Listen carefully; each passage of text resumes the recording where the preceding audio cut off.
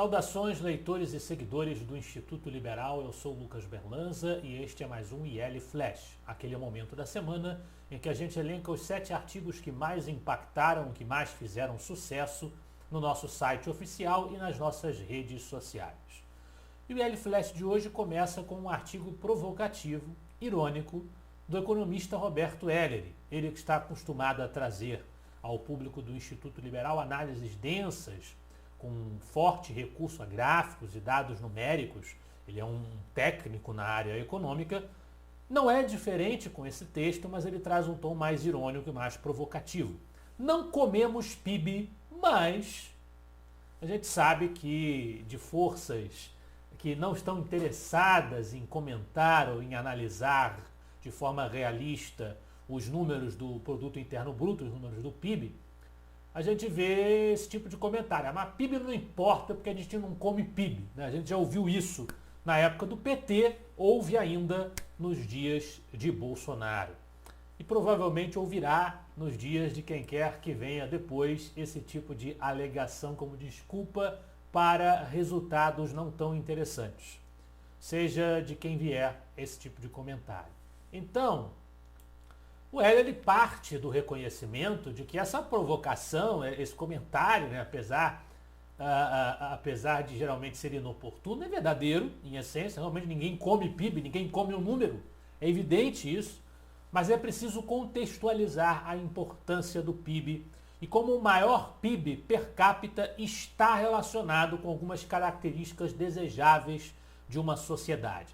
E aí o que faz o Ellery no seu artigo é pegar uma série de elementos, uma série de quesitos da vida em sociedade, da saúde econômica de um país e mostrar como os melhores índices nesses quesitos estão ligados a um resultado mais positivo no resultado do PIB. Nunca é demais lembrar, diz o Ellery, que como também está registrado no livro de crescimento do Acemoglu, o processo de aumento do PIB per capita, embora geralmente bom para o bem-estar, cria perdedores e ganhadores. Daí talvez as resistências a se usar o PIB como elemento da discussão. Mas é necessário e os dados que o Ellery mostra têm o objetivo de provar esse valor do resultado do PIB. Do PIB para a história do pensamento liberal e a importância do contratualismo como base para o desenvolvimento das reflexões liberais. É o artigo da página Liberalismo Brazuca, o que é contrato social e qual sua relação com as ideias liberais. Existe uma grande discussão mesmo entre os meios liberais e libertários sobre a pertinência da teoria do contrato social, que evidentemente não é a afirmação de que tenha havido em algum momento da história humana, de fato, um encontro em que a sociedade tenha assinado algum tipo de contrato para obedecer aos ditames do Estado de Direito, aos ditames da força soberana da coerção, que seria o Estado. Não houve esse acontecimento, mas a imagem do contrato social foi usada por muitos liberais como forma de justificar a existência do Estado e de caminhar na direção daquilo que eles vão chamar de Estado de Direito. Muitos críticos disso, em especial libertários, anarcocapitalistas, negam absolutamente a validade da noção contratualista, a utilidade da noção contratualista. Os autores do artigo da página Liberalismo Brazuca não concordam com as afirmações anarcocapitalistas e defendem o valor da teoria contratualista. Para sustentar esse valor, eles vão apresentar um traçado histórico dos autores que desenvolveram e abordaram essa perspectiva contratualista. Desde Thomas Hobbes, que não era um liberal, defendia que o Estado tivesse o poder praticamente absoluto, mas ele partia da noção de que esse Estado existe para proteger interesses dos indivíduos que compõem aquela sociedade. Portanto, ele tem um protótipo de elaboração do que é a tradição contratualista de que os liberais posteriores vão se apropriar. John Locke, que é um patriarca do liberalismo, até Jean-Jacques Rousseau, que a gente tem muitas críticas a ele, geralmente, na maior parte das vertentes liberais contemporâneas, mas era um autor importante do contratualismo. Von Humboldt, alemão, John Stuart Mill, britânico, e David Thoreau, autor da Desobediência Civil, são alguns dos autores relacionados nessa discussão. Eu mesmo tenho um artigo sobre Thomas Hobbes e a sua relação com o contratualismo, publicado pelo Instituto Liberal, que está também no nosso livro Introdução ao Liberalismo, um lançamento em parceria entre a editora Almedina e o Instituto Liberal, que contém uma coletânea de textos dos articulistas do IEL. Esse meu texto está nessa coletânea. Já sugiro aos interessados que comprem o livro e consultem ou que acessem o site do IEL. Agora, para algo atual novamente. É um artigo também da página Liberalismo Brazuca, o problema da subordinação da fé à agenda política. Uma reflexão. Alguns amigos chegaram a compartilhar trechos, isso eu mesmo vi, e fizeram comentários, eu escrevi também sobre isso no Instituto Liberal, sobre a participação da escritora, no Instituto Liberal não, mas nas minhas redes sociais, a participação da escritora e professora na Universidade Johns Hopkins, Chimamanda Adichie, no programa Roda Viva, um programa que todos devem conhecer, quando a professora da Universidade Federal da Bahia, Carla Acotirene, a estava entrevistando. Na entrevista, a Carla Acotirene perguntou à professora Chimamanda Adichie sobre a importância da religião afro-brasileira, da religião africana, no caso, lá na África, como instrumento de defesa da identidade negra africana, etc, etc. Uma série de argumentos que associavam a religião à política, como colocando a religião como instrumento de uma agenda política identitária do movimento negro, mais particularmente. E até do feminismo ela chega a fazer essa menção. E a resposta da professora Chimamanda surpreendeu, porque ela disse que, olha, na África a maior parte da população é cristã ou muçulmana. Então eu estou muito mais preocupada em africanizar o cristianismo do que em discutir as religiões primitivas, as religiões originárias dos cultos africanos originários. Independentemente da resposta da Chimamanda, o ponto aqui que a Liberalismo Brazuca está discutindo, e eu concordo com a visão deles pessoalmente, é essa questão de subordinar a religião a uma agenda política fanática, em vez de deixar a religião o que lhe cabe às reflexões sobre temas espirituais. É essa crítica de uma excessiva politização, panfletarização da fé que o artigo desenvolve, a que ele se refere. Também atual, nós temos um artigo também da página Liberalismo Brazuca, que defende uma tese. Por que a adoção do sistema distrital misto se faz necessária no Brasil?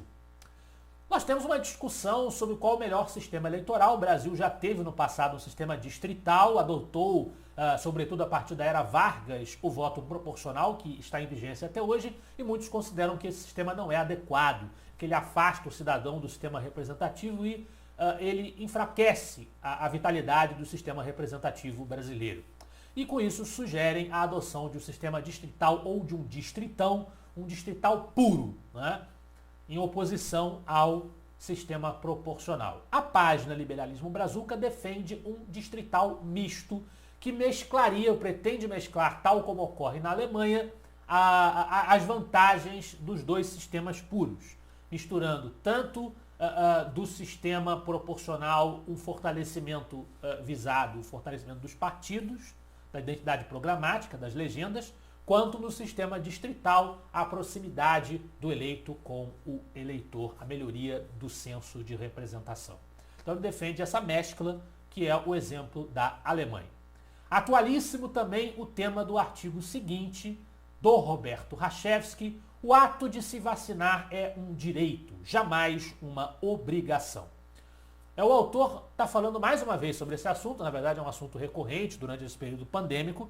Nós tivemos aqui fortes discussões entre os articulistas do Instituto Liberal, trazendo argumentos baseados em autores liberais sobre as questões relativas às políticas de combate sanitário à crise pandêmica. Na visão do Rachevski, ele mais uma vez defende a sua visão totalmente individualista. Só interessa a decisão do indivíduo em matéria de vacina, e o contrário é autoritarismo.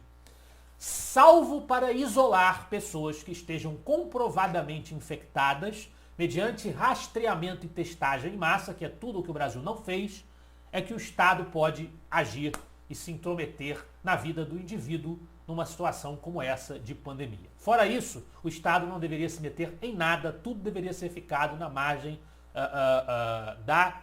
a decisão individual e da iniciativa privada, é essa leitura do Rachevski. O mesmo autor vem no artigo seguinte criticar o fenômeno do politicamente correto, o verdadeiro objetivo do politicamente correto.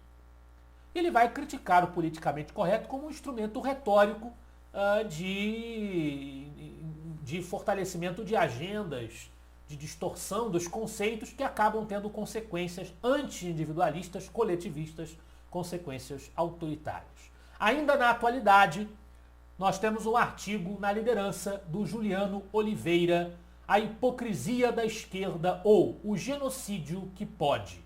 A ideia do Juliano Oliveira foi analisar as últimas manifestações de rua realizadas pelos movimentos e partidos de esquerda pedindo a deposição do presidente Jair Bolsonaro. O Juliano Oliveira é uma figura mais simpática ao governo, mas ele deixa claro que ele não está aqui para defender o presidente, ele está aqui para criticar, nesse artigo, as esquerdas que, entre a sua gritaria, a sua balbúrdia, as bandeiras que eles dizem estar levantando quando eles vão às ruas se manifestar contra o presidente, acusam Bolsonaro de ser um genocida. O que acontece é que essas mesmas pessoas e essas mesmas manifestações, que evidentemente estão fazendo o jogo eleitoral do senhor Luiz Inácio Lula da Silva, que nem candidato à presidência a nada, nem a síndico deveria ser, essa aqui é a grande realidade, num país decente nem a síndico deveria ser candidato, esse pessoal que está fazendo o jogo do Lula e das esquerdas ergue bandeiras nas manifestações, seja nas manifestações de rua, seja em outros ambientes, de ódio a genocidas verdadeiros do espectro comunista, a ditadores, a guerrilheiros, a totalitários e assassinos. É essa crítica, esse paradoxo que é feita no artigo do Juliano Oliveira. Esse foi o nosso IL Flash de hoje. Eu espero que vocês gostem dos artigos e dos debates proporcionados pelo Instituto Liberal. Semana que vem estaremos de volta. Afinal de contas, para nós, você é a parte mais importante da sociedade. Até a próxima.